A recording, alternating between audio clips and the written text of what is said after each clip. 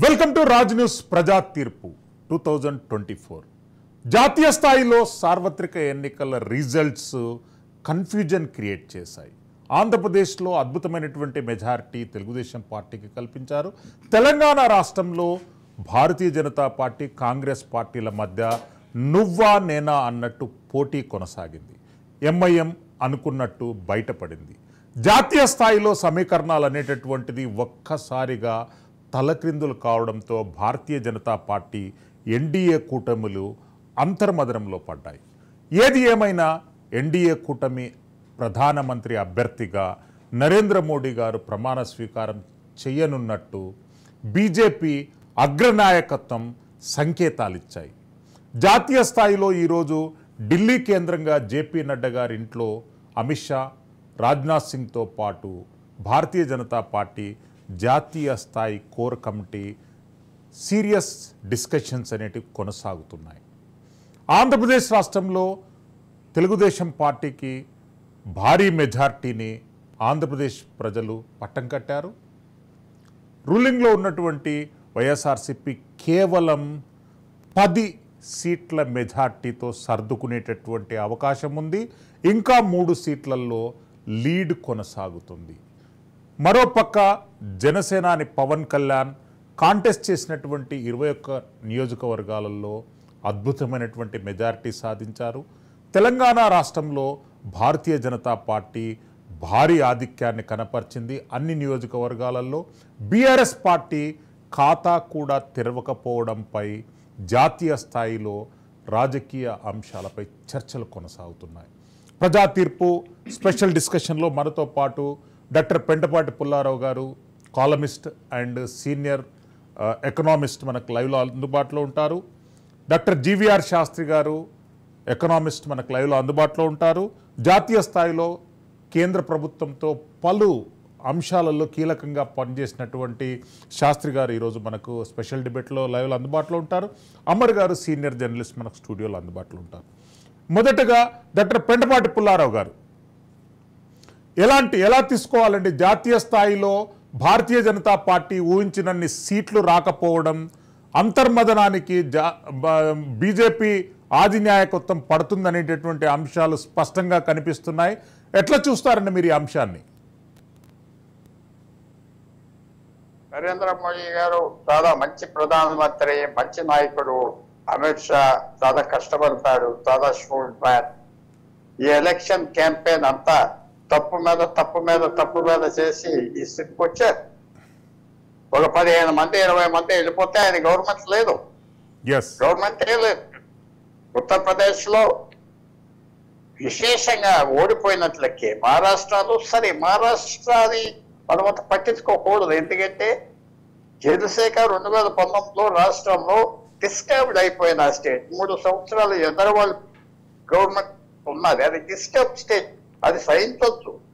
బీజేపీకి సకానికి సగం 20 సీట్ల వరకు వచ్చి ఇక్కడ ఎంతో గర్వంగా ఏదో చేస్తున్నాం డబుల్ ఇంజిన్ అంటే అది ప్రజలకి ఎందుకు వచ్చింది కోపం? ఎందుకు వచ్చింది అంటే ప్రజలకి ఎవరైతే ఎక్కువగా హిందువులు మిడిల్ క్లాస్ వాళ్ళు వేసారో ఓటు, వాళ్ళకి నరేంద్ర మోడీ మీద బీజేపీ మీద మంచి అభిప్రాయం ఎలా గెలుస్తున్నది వెళ్ళక్కర్లేదని కొంతమంది.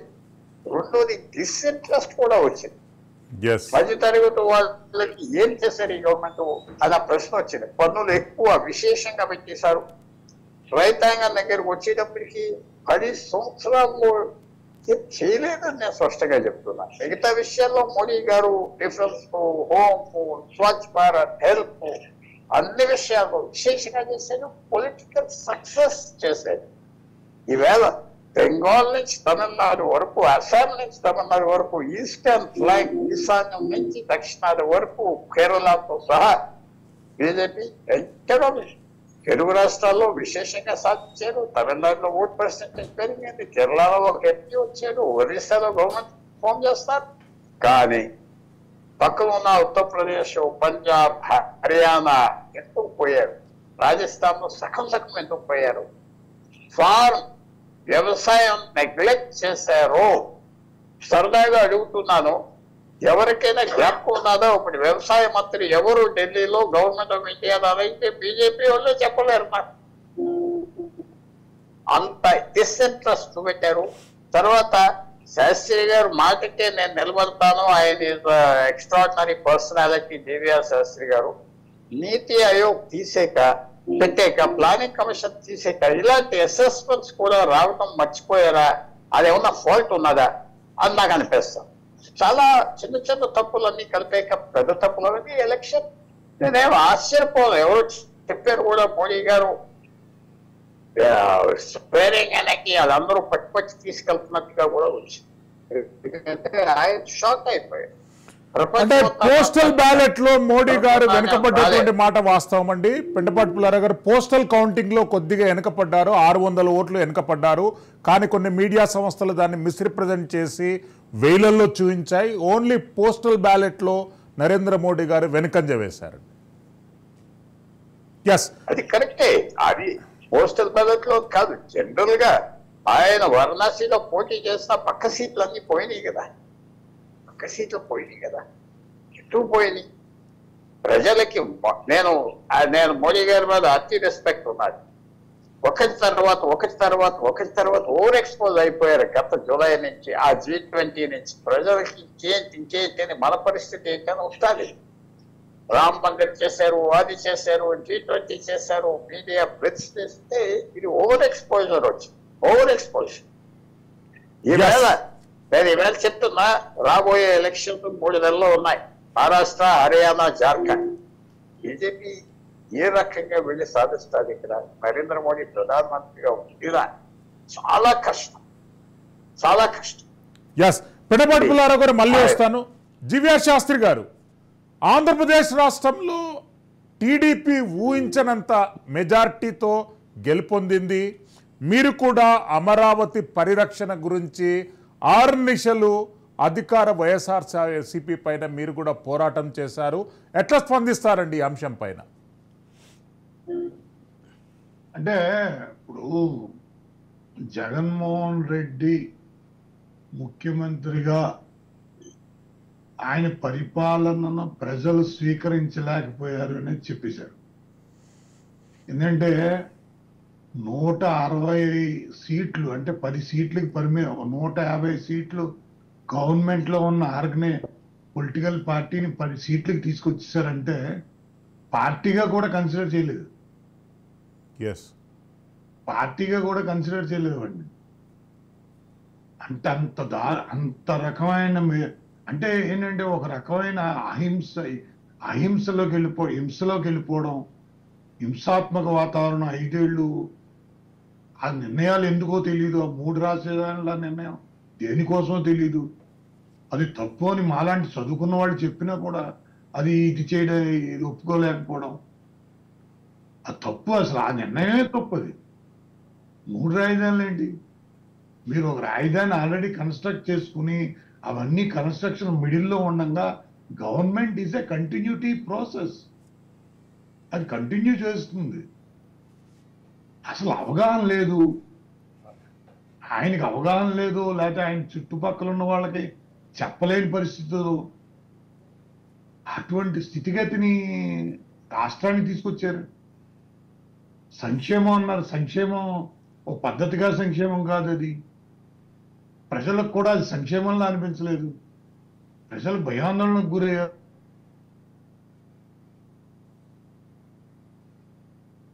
ఎస్ శాస్త్రి గారు, సమ్ టెక్నికల్ ఇష్యూ. అమర్ గారు, తెలంగాణ రాష్ట్రంలో ప్రజలు ఊహించిన దానికంటే కూడా అత్యధిక మెజారిటీ భారతీయ జనతా పార్టీ సాధించింది. కాంగ్రెస్ పార్టీ కూడా సమానంగా ఉంది. మరి బీఆర్ఎస్ పార్టీ ఎందుకు పర్ఫార్మ్ చేయలేకపోయింది? అట్లీస్ట్ ఒక 3 నియోజకవర్గాలలో బీఆర్ఎస్ గెలుస్తుంది అని చెప్పి ఎగ్జిట్ పోల్స్ కూడా ప్రతిబంధించాయి. శాస్త్రి గారు మళ్ళీ వస్తాను, కొద్దిగా టెక్నికల్ లాక్ ఉంది, మళ్ళీ వస్తాను మీ దగ్గరికి. అమర్ గారు ప్లీజ్. తెలంగాణలో లోక్సభ ఎన్నికల్లో అందరూ ఊహించినట్టుగానే బీఆర్ఎస్ పార్టీ ఈరోజు 0 స్టేజ్లో ఉంది. టోటల్ 0. కనీసం కేసీఆర్ ఎప్పటి నుంచో ప్రాతినిధ్యం వహిస్తున్న మన మెదక్ పార్లమెంట్లో కూడా, మెదక్ లోక్సభలో బీఆర్ఎస్ అభ్యర్థి 3వ స్థానంలో ఉన్నాడు. అందరూ గెలుస్తాడు అనుకున్న దగ్గర అతను 3వ స్థానంలోకి పడి, అంటే గెలుపు క్యాల్కులేషన్లో ఉన్నటువంటి నియోజకవర్గాలు నాగర్ కర్నూలు, మెదక్, సికింద్రాబాద్. ఈ 3 నియోజకవర్గాల్లో 3వ స్థానంలో బీఆర్ఎస్ ఉండడం అనేటటువంటిది అందరినీ ఆశ్చర్యానికి గురి చేశారు. ప్రజలు బాగా ఆలోచించారు ఈ విషయంలో. ఒకవైపు ఏమో దేశానికి సంబంధించిన ఎలక్షన్లు, నరేంద్ర మోడీ చెప్పినటువంటి మాటలు, ఆ తర్వాత రాహుల్ గాంధీ చెప్పిన మాటలు, ఈ రెండింటినీ ఇక్కడ ప్రజలు లెక్కలోకి తీసుకున్నారు. ఇవాళ దేశం సురక్షితంగా ఉండాలంటే, లేకపోతే దేశం మత విశ్వాసాలు కొన్ని ఒక వర్గానికి ఆధిపత్యం ఉండకుండా ఉండాలంటే, లేకపోతే దేశంలో అవినీతి లేకుండా ఉండాలంటే బీజేపీ పార్టీకి వైపే వెళ్ళాలని ఒక వర్గం నిర్ణయించుకుంది.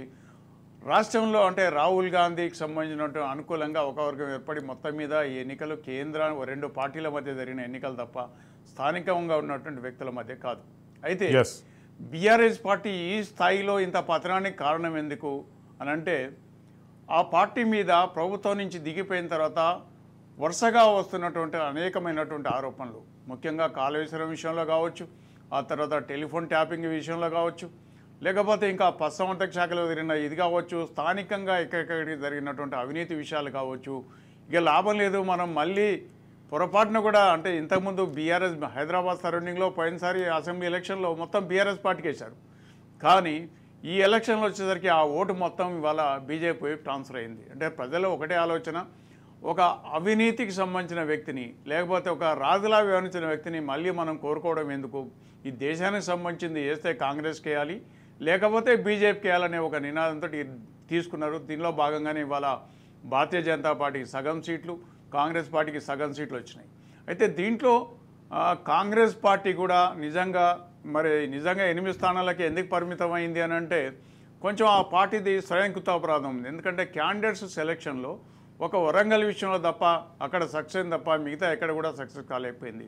ఆదిలాబాద్లో సంబంధించిన వ్యక్తి ఆమె మీద ఎన్నికలకు ముందు రకరకాలైన గతంలో ఒక వర్గం మీద చేసిన ఆరోపణల మీద ప్రధానంగా చర్చకు రావటం, ఆ తర్వాత నిజామాబాద్లో కూడా అంటే అరవింద్కి సరిపోయే స్థాయిలో ఉన్నటువంటి వ్యక్తిని నిజామాబాద్లో నిలబెట్టలేకపోవటం, కరీంనగర్లో కేవలం ఎన్నికలకు ముందు ఒక వారం రోజుల ముందు 10 రోజుల ముందే అభ్యర్థిని ప్రకటించడం, ఆ తర్వాత మెదక్లో కూడా ఒక హేమాహేమీల అభ్యర్థులు ఉన్నప్పుడు ఆ అభ్యర్థులకు స్థాయిలో సరిపోయే విధంగా ఒక విజయశాంతి లాంటి వ్యక్తినో లేకపోతే ఇంకెవరన్నా నిలబడి ఉంటే మెదక్ ఫలితం వేరే రకంగా ఉండేది. అదేవిధంగా మీకు ఇవాళ చేవేళ్ల స్థానంలో కూడా లోకల్గా ఉన్న అభ్యర్థులను కాదని చేవేళ్లకు సంబంధించిన వ్యక్తిని తీసుకొచ్చి సికింద్రాబాద్లో వేసి, సికింద్రాబాద్కి సంబంధించిన వ్యక్తిని తీసి మన ఇంకో వ్యక్తిని తీసుకొచ్చి సికింద్రాబాద్లో పెట్టి మొత్తం మీద ఇదంతా కన్ఫ్యూజన్ ఏర్పడేది. అంతా అంటే స్థానికంగా వాళ్ళకి అక్కడ నాయకత్వంతో పరిచయాలు లేకపోవడం, ఇంకో పార్టీ నుంచి వచ్చిన వ్యక్తులకు టికెట్లు ఇవ్వడం వల్ల స్థానికంగా కాంగ్రెస్ పార్టీ సహకారం లభించలేదు ఎన్నికల్లో. లేకపోతే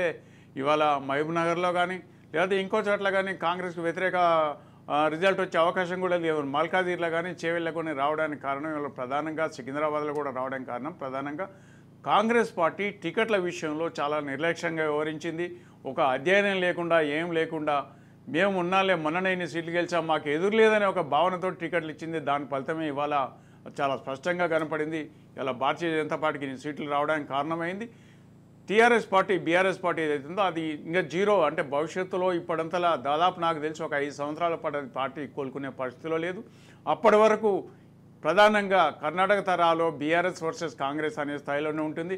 కనీసం జేడీఎస్ స్థాయిలో కూడా ఇక్కడ బీఆర్ఎస్ పార్టీ ఉండదా అంటే అది చెప్పలేనటువంటి పరిస్థితి. సమ్మర్ గారు, పెండమాటి పుల్లారావు గారు, ప్రాంతీయ పార్టీలు మరోసారి చక్రం తిప్పేటటువంటి అవకాశం ప్రస్తుత ఫలితాలు ప్రతిబింబిస్తున్నాయి. జీవీఆర్ శాస్త్రి గారు, అలా కాదు, మీరు మమ్మల్ని పిలిచినప్పుడు మాకు టైం ఇవ్వాలి. టెక్నికల్ గా కట్ అయిందండి. I have given the priority. మీరు అంతమందిని పెట్టుకునేటప్పుడు నన్ను ఎందుకు పిలవడం అలాంటప్పుడు? శాస్త్రి గారు, జాతీయ స్థాయిలో భారతీయ జనతా పార్టీ పర్ఫార్మెన్స్ అనేటటువంటిది స్థాయి తగ్గింది. అది దేనికి సంకేతం? ప్రాంతీయ పార్టీల ఇంపార్టెన్స్ పెరిగితే అది ప్రజాస్వామ్యయుతంగా కొనసాగే ఛాన్సెస్ ఎంతవరకు ఉన్నాయండి? ఇదేం కాదండి, ఇందాక నేను చెప్పేది కంప్లీట్ చేస్తున్నాను. సో అలాంటి దాంట్లో ఎప్పుడైతే వైఎస్ఆర్సీపీ డిసిషన్ తీసుకుందో 3 రాజధానులుగా తీసుకోవడం, అక్కడ ప్రజల యొక్క రైతుల యొక్క విధానాలతో సంబంధం లేనట్టుగా గవర్నమెంట్ బిహేవ్ చేయడం, వాళ్ళని హింసించడం, వాళ్ళ మీద లాఠీ చార్జ్ చేయడం, పోలీసులు ఎన్నో రకాల హింసలకు పాల్పడ్డారు. ఆ పోలీసులు ఎవరెవరైతే ఉన్నారో వాళ్ళందరి మీద జ్యుడిషియల్ కమిషన్ వేయాలి. వాళ్ళందరినీ brought in to the books, అది తీసుకురావాలి, కంపల్సరీ చేయాలి. అమరావతి ఉద్యమంలో ఎవరైతే పోలీసులు ఈ రకంగా వాళ్ళు యాక్ట్ చేశారో, అధికార పరిధి దాటి వాళ్ళు యాక్ట్ చేశారో, వాళ్ళు వేసుకున్న యూనిఫామ్ వాళ్ళకి ఊడిపోవాలి. ప్రజలంటే ప్రజల కోసం వాళ్ళు యూనిఫామ్ కానీ ప్రభుత్వాల కోసం యూనిఫామ్ కాదు. ప్రజల కోసం ప్రజలచే ఎన్నుకోబడిన ప్రభుత్వాలు. ఇది పోలీసులకు తెలియాలి. ఒక ఆడపిల్లని పొత్తుగడుపులో గుద్దేశారు, అది నేను ఒప్పుకోను. అంచేత దీని మీద జ్యుడిషియరీ కమిషన్ వేయాలి.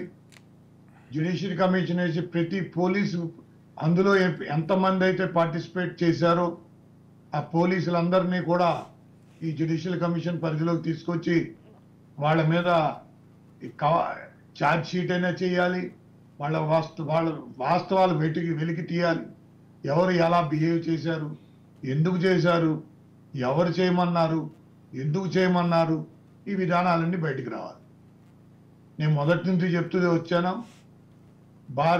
బీఆర్ఎస్ పార్టీ చీఫ్ కేసీఆర్ దిశానిర్దేశాలతోనే ఈ అమరావతిని ఆపుదల జరిగింది. నేను ఢిల్లీలో చెప్పాను, ఈ ఇద్దరు ముఖ్యమంత్రుల్ని రోడ్ల మీద నిలబెడతాం, ఒకరోజు రోడ్డు మీద నిలబెడతాం అన్నాం.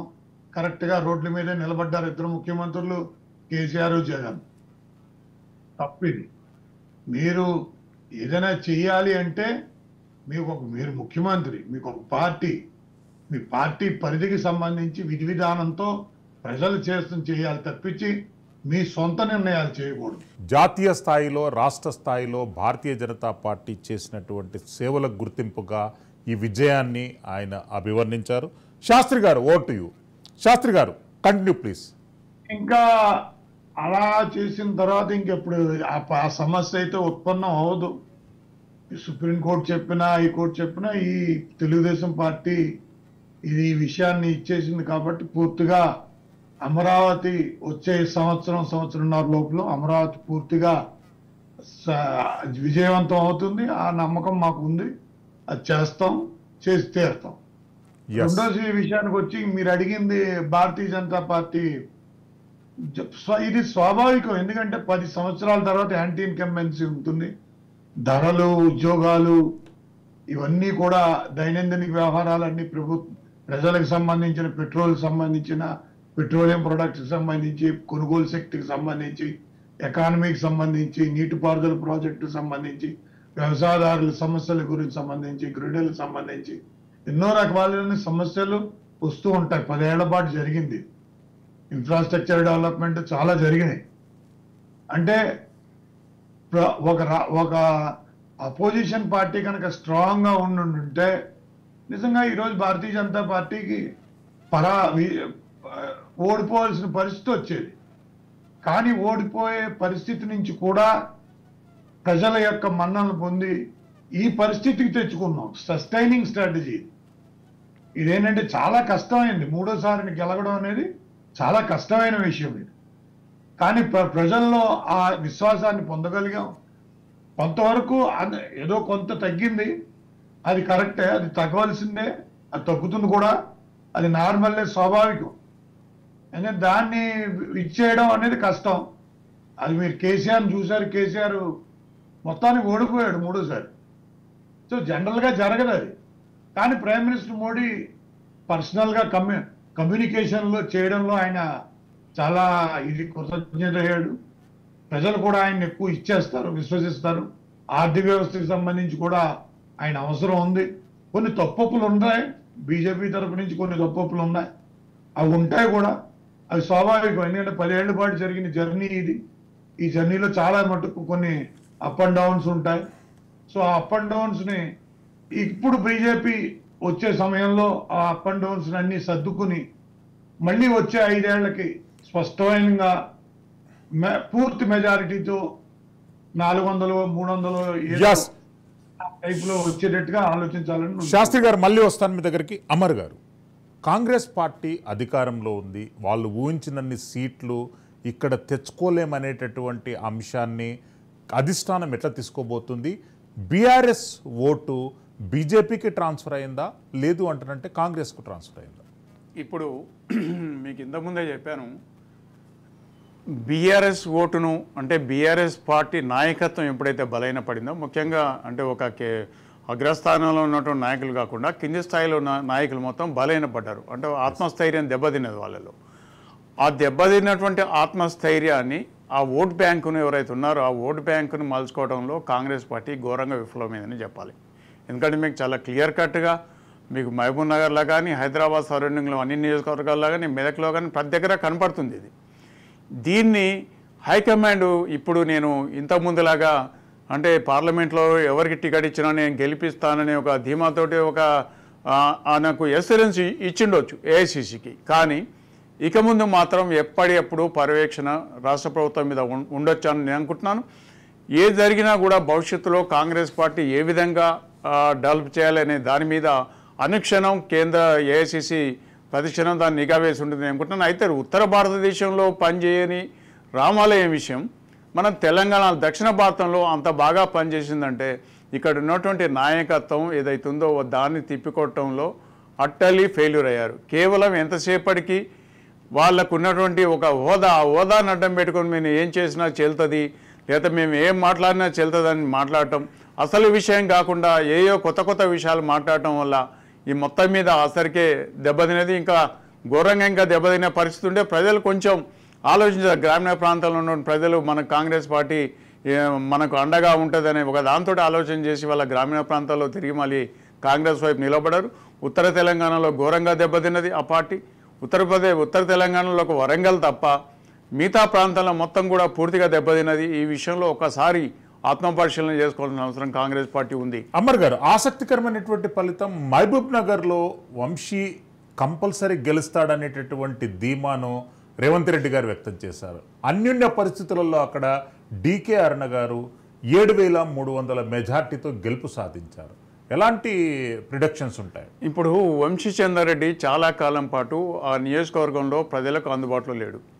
కేవలం ఈ ప్రజలకు అందుబాటులో లేకుంటే ఆయన పార్టీకి అందుబాటులో ఉన్నాడు. విద్యార్థి నాయకుడుగా, యువజన నాయకుడుగా ఉండొచ్చు. అయితే డీకే అరుణకు వంశీ చంద్రారెడ్డికి ఇద్దరి మధ్యలో ఇవాళ డీకే అరుణకు అంత ఆ స్థాయిలో అక్కడ కాంగ్రెస్ పార్టీకి సంబంధించిన ఎమ్మెల్యేలు ఉన్నప్పటికీ, స్వయంగా ముఖ్యమంత్రి కూడా ఆ ప్రాంతానికి సంబంధించిన వ్యక్తి ఉన్నప్పటికీ ఆ పబ్లిక్తో రిలేషన్ మెయింటైన్ చేయడంలో, అంటే ఓటర్ తోటి సత్సంబాలు నెలకొల్పడంలో డీకే అరుణ అయినంత సక్సెస్ ఈయన కాలేకపోయింది. ఈయన ఎందుకంటే ఆమె గతం నుంచి పోటీ చేసి ఇప్పుడు 2019లో ఓడిపోయినప్పటి నుంచి కూడా ఆమె ప్రజలతో సంబంధాలు పెట్టుకోవటం, అన్నితే ఆమె కాన్స్టిట్యున్సీలో ఆమెకు ఇది ఉండటం, తర్వాత ఆమెకు సంబంధించిన వ్యక్తులు చాలా చోట్ల గెలుపొందడం వంటి అంశాలు ఆమె కలిసి వచ్చినాయి.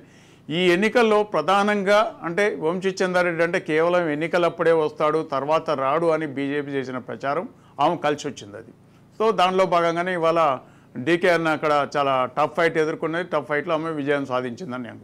ఎస్, శాస్త్రి గారు, చంద్రబాబు నాయుడు గారు జాతీయ రాజకీయాలలో మరోసారి చక్రం తిప్పేటటువంటి అవకాశం ఉంది అంటని చెప్పి చాలా వరకు నేషనల్ మీడియాలో ప్రిడిక్ట్ చేస్తున్నాయి. చంద్రబాబు నాయుడు గారు కానివ్వండి, అంటే జాతీయ స్థాయిలో ఎలాంటి అంశాలు నెలకొనే అవకాశం ఉంది? అంటే ఇప్పుడు బీహార్లో నితీష్ కుమార్, తెలుగుదేశంలో చంద్రబాబు నాయుడుకి 16 సీట్లు 32 సీట్లు చాలా క్రూషియల్ సీట్లు. సో అందుచేత చంద్రబాబు నాయుడుకి ఈ అవకాశం అయితే చిక్కింది. ఆంధ్రప్రదేశ్కి స్పెషల్ స్టేటస్ కావాలని కానీ, ఎన్డీఏలో భాగస్వామ్యం కాబట్టి తెలుగుదేశం కూడా సెంట్రల్ గవర్నమెంట్లో చేరుతుందని ఒక క్లారిటీ ఉంది. ఇప్పుడు చేరుతుంది అని మేము అనుకుంటున్నాం. అంచేత అది కూడా మాకు సమాచారం. చంద్రబాబు నాయుడు నేను కూడా 2-3 రోజుల్లో ఆయన ఢిల్లీ వస్తాడు. ఆయన ఢిల్లీ వస్తే అన్ని విషయాలు తేలుతాయి. ఎందుకంటే ఇంకా క్లారిటీ లేదు. ఇంకా మొత్తం అంతా క్లారిటీ ఇవాళ రాత్రి 9-10 మొత్తం అంతా వస్తుందని మేము అనుకుంటున్నాం. ఆ మెజారిటీలు అన్నీ క్లియర్ అవ్వాలి, రౌండ్స్ క్లియర్ అవ్వాలి. మన ఈ ఒక 20-25 సీట్ల దగ్గర తేడా ఉంది. బీజేపీ పూర్తి మెజారిటీ అయితే ఆ మ్యాజిక్ ఫిగర్ రాలేదు. సో దానికి ఎన్డీఏ అలయన్స్తో అయితే వచ్చింది, అలయన్స్తో పూర్తిగా అయితే వచ్చేసింది. So definite NDA alliance, Chandrababu Naidu అలయన్స్లో ఉన్నాడు, అలయన్స్ పోటీ చేశారు. సో నితీష్ కుమార్ ఎన్డీఏ అలయన్స్లోనే ఉన్నారు. సో చంద్రబాబు నాయుడు, నితీష్ కుమార్ ఎన్డీఏ అలయన్స్లో బీజేపీ తర్వాత ఇద్దరు చాలా ఇంపార్టెంట్ రోల్ ప్లే చేస్తారు అని క్లారిటీ ఉంది. ఎందుకంటే బీజేపీ ప్రభుత్వానికి పూర్తి మెజారిటీ లేకపోవడం వల్ల బీజేపీ స్పష్టంగా వీళ్ళిద్దరి మీద ఆధారపడుతుంది. వీళ్ళిద్దరి యొక్క దిశానిర్దేశాలు చాలా, అంటే సెంట్రల్ గవర్నమెంట్లో చాలా ఇంపార్టెంట్ రోల్ ప్లే చేస్తారని క్లారిటీగా ఉంది. అంటే ఇండియా కూటమి కూడా ప్రధానమంత్రి సీటును దక్కించుకునేందుకు అన్ని ప్రయత్నాలు కొనసాగిస్తున్నాయి. వాళ్ళ సమీకరణాలు ఎట్లా ఉంటాయంటారు? అంటే వాళ్ళు చేయొచ్చు, ప్రయత్నాలు చేయకపోవడం అనేది ఏం లేదు, ప్రయత్నాలు చేయొచ్చు. చంద్రబాబుని, నితీష్ కుమార్ని బుజ్జగించి వాళ్ళ వైపు తీసుకెళ్తారా, చంద్రబాబుకి కానీ నితీష్ కుమార్కి కానీ ప్రధానమంత్రి సీట్ ఇస్తారా, సీట్ ఇచ్చేలా చేస్తారా అంటే నేను మరి అది వాళ్ళ పార్టీ యొక్క విధి విధానాలను బట్టి ఆధారపడి ఉంటుంది. ప్రస్తుతానికైతే చంద్రబాబు నాయుడు అయినా సరే, నితీష్ కుమార్ అయినా మాతో ఉన్నాడు, ఆయన ఎన్డీఏ అలయన్స్లోనే ఉన్నాడు అని మేము అనుకుంటాం. సో డెఫినెట్గా అందులో ప్రసక్తి లేదు. కానీ వాళ్ళు ట్రై చేయొచ్చు, ప్రయత్నాలు అయితే చేస్తున్నారు, అది మాకు తెలుసు. డికే శివకుమార్ చంద్రబాబు నాయుడు టచ్లో ఉన్నాడని తెలుసు. ఆల్రెడీ శరద్ పవార్ కూడా చంద్రబాబు నాయుడుతో మాట్లాడాడని తెలిసింది. అలాగే శరద్ పవార్ ఇక్కడ సీతారాం యెచూరిని తీసుకుని అక్కడ నితీష్ కుమార్ని కలవాలని ప్రయత్నం చేస్తున్నట్టుగా కూడా తెలుస్తుంది. సో ప్రయత్నాలు అయితే జరుగుతాయి, ఎందుకంటే పరిస్థితి అటువంటిది కాబట్టి. కానీ ప్రభుత్వం, నరేంద్ర మోడీ ప్రభుత్వం ఏర్పడుతుంది, అది అలాంటి ప్రభుత్వమే కావాలి. ఇలా 30 పార్టీలతో కలిసిన ప్రభుత్వం నడవలేదు. అలా అయితే మన దేశం యొక్క స్థితిగతి మారిపోతుంది, అది కరెక్ట్ కాదు. అంచేత అది నితీష్ కుమార్కైనా సరే, చంద్రబాబు నాయుడు అయినా సరే ఎన్డీఏ అలయన్స్లో కొనసాగుతారని అనుకుంటున్నాను. ఎస్, అమర్ గారు, బీఆర్ఎస్కు ఎమ్మెల్యేలకు ఉన్నటువంటి స్ట్రెంగ్త్ ఎంపీ స్థాయి ఎన్నికలకు వచ్చేంత వరకు ఓటు ట్రాన్స్ఫర్ ఎందుకు జరగలేదు? ఇప్పుడు ఆ పార్టీ అధికారం కోల్పోయిన తర్వాత బీఆర్ఎస్ పార్టీలో ఉన్న ఎమ్మెల్యేలు అంటే ఒక్కొక్కటి టెలిఫోన్ ట్యాపింగ్ వచ్చి మా నెంబర్లే ట్యాపింగ్ చేసేత, మా మీదనే నిఘా పెట్టిండు అనే దాంతో చాలామంది ఒక రకమైన అసంతృప్తిలో ఉన్నారు. ఆ అసంతృప్తి ఉండటం వల్ల వాళ్ళు తీరా ఎలక్షన్ ఒక 3-4 రోజుల ముందు వచ్చేసరికి, అంతకుముందు బీఆర్ఎస్ చాలా చోట్ల పోటీ ఉన్నట్లు కనిపించింది. కానీ ఒక 3-4 రోజుల ముందు వాళ్ళు వ్యూహాత్మకంగా కాంగ్రెస్ బీజేపీకి ఏకపోయినా, బీఆర్ఎస్కి ఏకపోయినా ఓకే, మీరు మనం బీజేపీ పార్టీకి వేయండి మనకి, ఎందుకంటే మనకి ఇక్కడ ప్రధానమైనటువంటి శత్రువు రేవంత్ రెడ్డి గినక అత్యధికంగా స్థానాలు వచ్చాయి. అంటే పార్లమెంట్లో 12-13 గినక వస్తే మనకు రేపు కేసీఆర్కి ఇబ్బంది అవుతుంది అనే ఒక ఆలోచనతో బీఆర్ఎస్ పార్టీ చాలా ముందు వ్యూహాత్మకంగా వ్యవహరించింది, ముందు చూపుతోటి. దాంట్లో భాగంగానే ఇవాళ బీఆర్ఎస్ ఓటు, అంటే వీళ్ళు ఎప్పుడైతే క్యాడర్ను పట్టించుకోలేదో ఆ క్యాడరు ఇటు కాంగ్రెస్ వైపు వెళ్ళలేక, అంటే ఇప్పుడు మొన్నటి ఎన్నికల్లో ఓటు వేసిన వాళ్ళంతా కూడా కాంగ్రెస్కి వ్యతిరేకంగా ఓటు వేసిన వాళ్ళు. సో వాళ్ళు కాంగ్రెస్ వైపు వెళ్ళలేక ఆ ఉన్న పరిస్థితిని దాన్ని కరెక్ట్గా బీజేపీ క్యాచ్ చేసుకోవడం వల్ల బీజేపీ వైపు ఓటు ట్రాన్స్ఫర్ అయింది. దాంతోపాటు ఈ రామాలయానికి సంబంధించిన విషయం నార్త్లో, అంటే ఉత్తరప్రదేశ్లో అంత ప్రభావం చూపించకపోయినా, ముఖ్యంగా మన తెలంగాణలో కానీ లేకపోతే ఇతర రాష్ట్రాల్లో దాని ప్రభావం భారీగా చూపించింది. అంటే ఇక్కడి ప్రజలు, నేను మారుమూల ప్రాంతాల్లో ఉన్న ప్రజలతో మనం మాట్లాడినప్పుడు, మనకు రామ మందిరం కట్టించింది కదా మోడీ, మనం అదంతా అవసరం లేదు, మనకు బీజేపీ తెలియదు, మాకు కేవలం రామ మందిరం కోసం మేము ఓటేస్తున్నామని మహబూబ్నగర్ జిల్లాలో ఒక మారుమూల ప్రాంతంలో ఏం తెలియని ప్రజలు మాట్లాడారంటే, ఆ రామ మందిరం అంశం అనేది మనం బాగా సోషల్ మీడియాలో బాగా చేయడంలో బాగా సక్సెస్ అయ్యారు. ఇటువంటి విషయాలకు తోడు ఈ కాంగ్రెస్ పార్టీలో ఉన్నటువంటి క్యాడర్ అయితే ఉందో, కాంగ్రెస్ పార్టీలో ఉన్న క్యాడర్ సరిగ్గా ఉత్సాహంగా పనిచేయకపోవడం, బీఆర్ఎస్ పార్టీ మొత్తం బలహీనపడటం వంటి అంశాల వల్ల ఇవాళ భారతీయ జనతా పార్టీకి కలిసి వచ్చినటువంటి అంశం. అయితే భవిష్యత్తులో మరి రేపు జరిగే ఎన్నికల్లో ఇది ఉండదా అంటే చెప్పలేము. ఎందుకంటే కంటోన్మెంట్లో జరిగిన ఎన్నికల్లో కాంగ్రెస్ పార్టీ అభ్యర్థి ఉప ఎన్నికల్లో కాంగ్రెస్ పార్టీ అభ్యర్థి అక్కడ విజయం సాధించడం ఒక 13,000 ఓట్లతో. కానీ అదే పార్లమెంట్ లోక్సభకు వచ్చేసరికి వేరే రకంగా ఉంది అక్కడ. సో ఈ ఎన్నికలు దేశంలో ఉన్నటువంటి పరిస్థితులను ఒక రకంగా చూస్తే బీఆర్ఎస్ నిర్వీర్యం కావటం వల్ల ఆ ఓటు మొత్తం అది బీజేపీకి ట్రాన్స్ఫర్ అయింది. దానివల్ల ఇవాళ బీజేపీ ఈ 8 స్థానాలు సాధించగలిగిందని నేను అనుకుంటున్నాను. ఎస్ శాస్త్రి గారు, ప్రధానంగా అమరావతి అంశమే తెలుగుదేశం పార్టీ భారీ విజయానికి దోహదపడిందని అనుకోవచ్చా, లేదు అంటేనంటే ఇంకా ఏమన్నా అంశాలు ఉన్నాయా? అంటే జగన్మోహన్ రెడ్డి గారి ఫెయిల్యూర్స్ కానివ్వండి, ఇంకా ఏ అంశం? జగన్మోహన్ రెడ్డి ఒక ముఖ్యమంత్రిగా ఆ మెచ్యూరిటీ చూపించవలసిన చోట చూపించలేకపోయారు. ఆయనకి నాయకులు ఉండి కూడా ఆయన తక్కువ ఏం చేయాల. 2.5 లక్షల కోట్ల రూపాయల డబ్బును డిస్ట్రిబ్యూట్ చేయడం ఏ ముఖ్యమంత్రి చేయలే. అసలు ఇండియాలో ఏ ముఖ్యమంత్రులు ఇంత డబ్బు సంక్షేమ పథకాల మీద పెట్టలే. ఆ గౌరవం అయితే ఆయనకు దక్కాలి. కానీ ఆయనకి తెలియని విషయం ఏంటంటే, ఏ విషయాలైతే కాంట్రవర్సీ అయిపోతాయి, ఏ విషయాలైతే ప్రజలు నన్ను నమ్మలేరు, నేనంటే భయపడుతున్నారు అనే పదం ఆయనకి అర్థం అవ్వలేదు. ఒక ముఖ్యమంత్రి అంటే భయపడకూడదు. ఒక ముఖ్యమంత్రి అంటే అభిమానం పెరగాలి. ఏదైనా సమస్య వస్తే ఆ సమస్య నుంచి దాంట్లో రాజకీయాన్ని ఎతకూడదు. ఆయనకి తెలుసుకోవాల్సింది చాలా ఉన్నాయి. ఆయన ఫ్యూచర్ చాలా ఉంది. ఆయనకి ఇంకా టైం ఉంది, బోల్డ్ టైం ఉంది. ఆయన ఇప్పటికైనా అది గ్రహించి, అమరావతి అయినా సరే, పోలవరం అయినా సరే, ఆ పోలవరం ఆపడం చాలా తప్పు.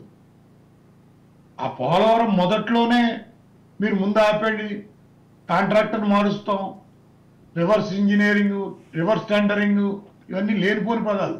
అసలు రివర్స్ టెండరింగ్ అనే పదమే లేదు. ఒక ప్రాజెక్ట్ సిగ్గుండాలా? అందరికీ సిగ్గుంటుందండి. 20 ఏళ్ళు అయిపోయింది.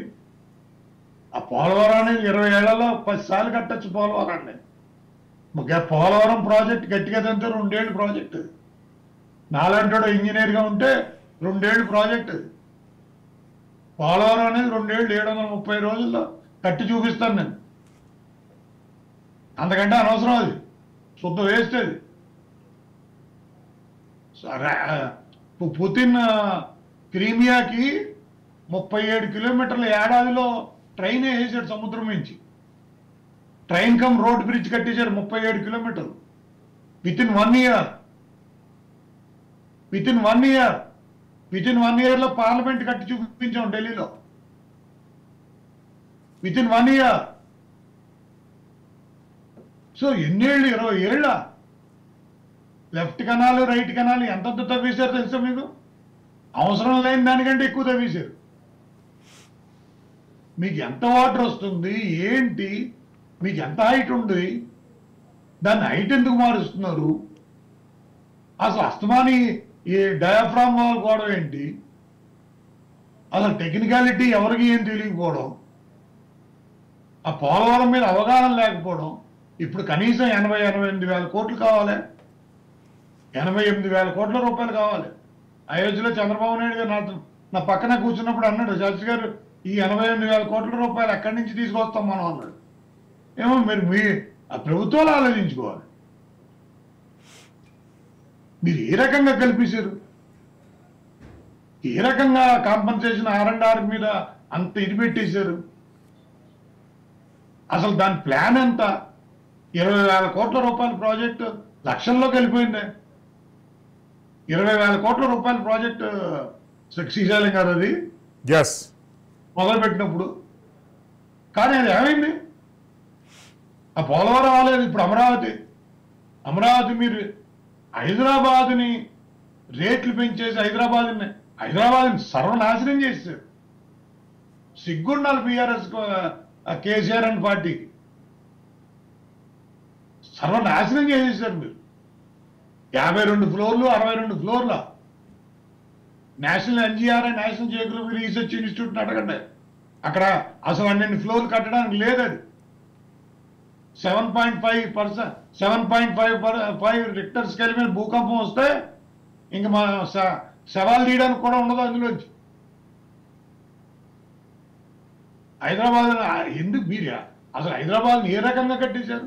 Environment imbalance అయిపోయిందే. 45 డిగ్రీల ఉష్ణోగ్రత దాటిపోయిందే.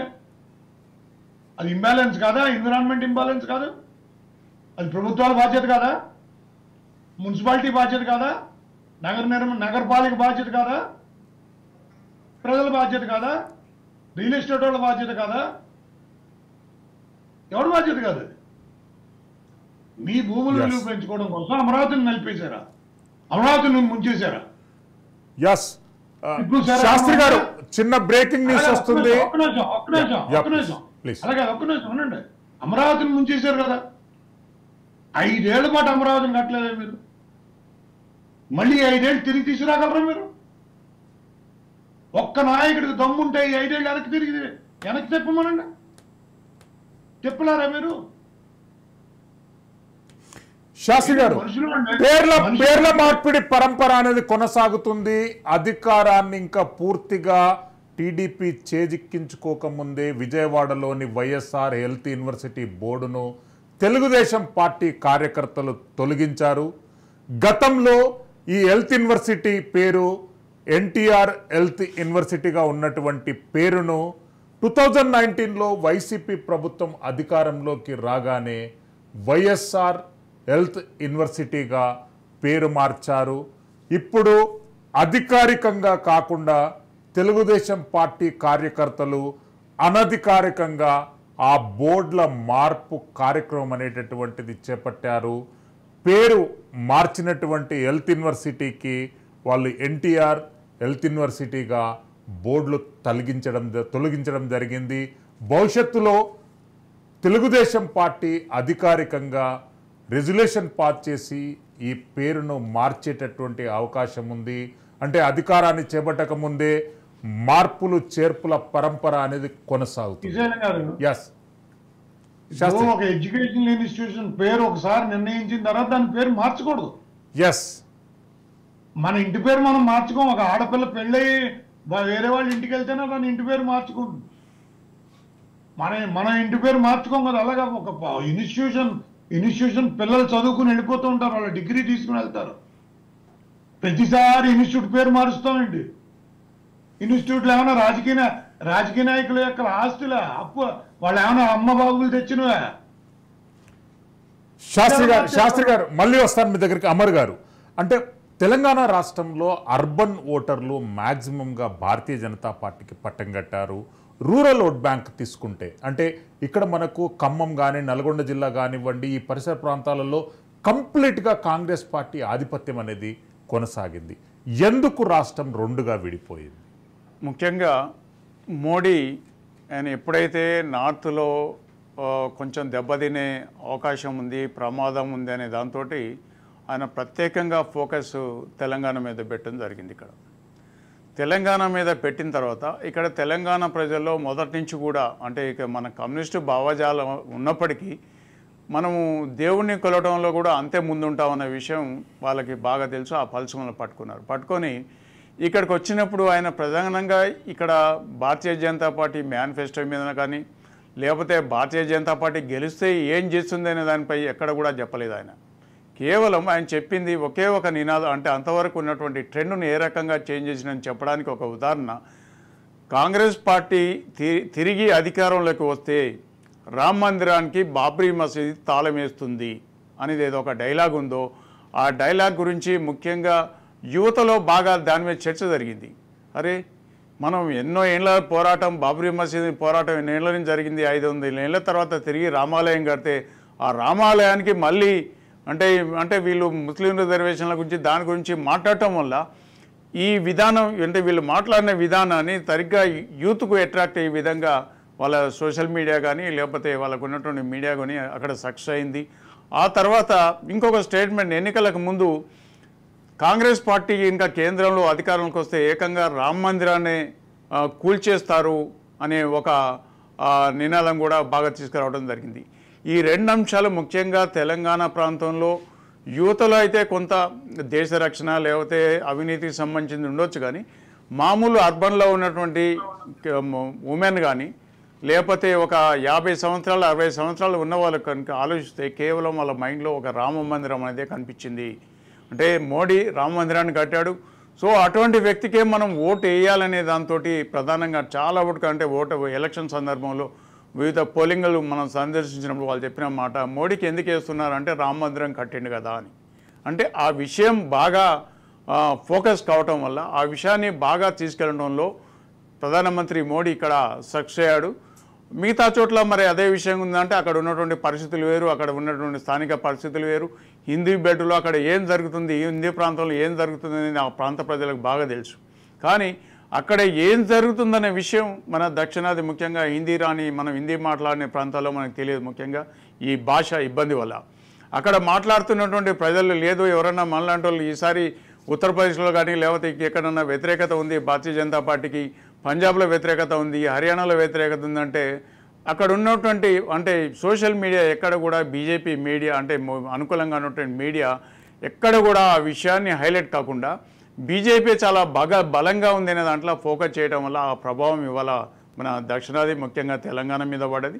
ఆ తెలంగాణ మీద పడటం వల్లనే ఇవాళ ఇక్కడ గెలిచినటువంటి అభ్యర్థులు ఎవరు కూడా వాళ్ళు వ్యక్తిగతంగా మోడీ ఇమేజ్ లేకుండా ఇక్కడ బీజేపీ అనే పదం కూడా లేదు. ఒకసారి అది కూడా ఆలోచించాలి మనం. ఇక్కడ బీజేపీ అనే పదాన్ని ఎక్కడ కూడా ఇక్కడ ఉపయోగించలేదు. ఓన్లీ ఓటు ఎవరికి వేస్తున్నారంటే మోడీ ఏంటంటే కమలం పువ్వు అంతే తప్ప అదే అంశాన్ని దృష్టిలో పెట్టుకుని ఇక్కడ వేశారు. సో దానిలో భాగంగానే ఇవాళ తెలంగాణలో మామూలుగా 4 స్థానాల నుంచి 8 స్థానాలు రావడం అనేటువంటి ప్రధానమైన కారణం. మొదటి దశలో మీకు ఆదిలాబాద్లో కానీ ఆ తర్వాత నిజామాబాద్లో కానీ ఈవెన్ కరీంనగర్ లాంటి ప్రాంతాల్లో కానీ లేకపోతే ఇంకొన్ని ప్రాంతాల్లో అదేవిధంగా హైదరాబాద్లో కూడా మొదలు బీఆర్ఎస్ గెలుస్తుందని ఒక సికింద్రాబాద్ లాంటి ప్రాంతంలో బీఆర్ఎస్ అభ్యర్థి చాలా బలమైన అభ్యర్థి ఉన్నాడు, బీఆర్ఎస్ గెలుస్తుందని, లేకపోతే మెదక్లో బీఆర్ఎస్ గెలుస్తుందని ఇట్లా రకరకాలటువంటి ఎక్స్పెక్టేషన్స్ వచ్చినాయి, ఊహాగానాలు వచ్చినాయి, మన సర్వేలు కూడా అవే చెప్పినాయి.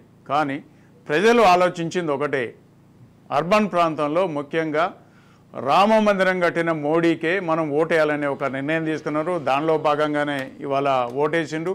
ఆ తర్వాత ఇలా కొన్ని యువతలు కొంత చైనా విషయం కానీ పాకిస్తాన్ విషయం కానీ లేకపోతే సరౌండింగ్ భారతదేశం కరోనా టైంలో మోడీ వివరించిన తీరు కానీ లేకపోతే ఇతరత్ర ప్రపంచ దేశంలో మనకు మోడీ మన ఇమేజ్ని పెంచిండని ఒక కాన్సెప్ట్ ఇక్కడ ముఖ్యంగా మన తెలంగాణ ప్రాంతం సౌత్లో బాగా ఉంది. దానివల్లనే ఇవాళ బీజేపీ పార్టీ అనుకున్న దానికంటే కూడా వాళ్ళు కూడా ఎక్స్పెక్ట్ చేయలేదు. వాళ్ళు కూడా నడ్డా లాంటి వ్యక్తి కూడా 4 నుంచి 5 నుంచి 6 స్థానాలు వస్తాయని అనుకుంటూ, కానీ అనూహ్యంగా ఆ పార్టీ ఇవాళ 8 స్థానాల్లో విజయం సాధించింది. ఎస్ శాస్త్రి గారు, ఆంధ్రప్రదేశ్ రాష్ట్రంలో మంత్రి పెద్దిరెడ్డి జగన్మోహన్ రెడ్డి మినహా 24 మంది మంత్రులు ఓడిపోయారు.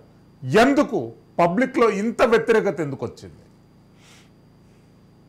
అంటే ఇప్పుడు మీరు ఒకటి ఆలోచించండి, ఎందుకంటే y=mx+c లో c 55% 56% ఉమెన్ ఓటర్ ఉండి ఆ ఉమెన్ ఓటర్లో అందరు మ్యాక్సిమం వాళ్ళందరూ బెనిఫిట్ పొంది 2 నుంచి 2.5 లక్షలు 3 లక్షల రూపాయలు బెనిఫిట్ 5 ఏళ్ళు పొంది కూడా ఉమెన్ ఓటర్ ఓటేయలేదు అంటే దాని అర్థం ఏంటి?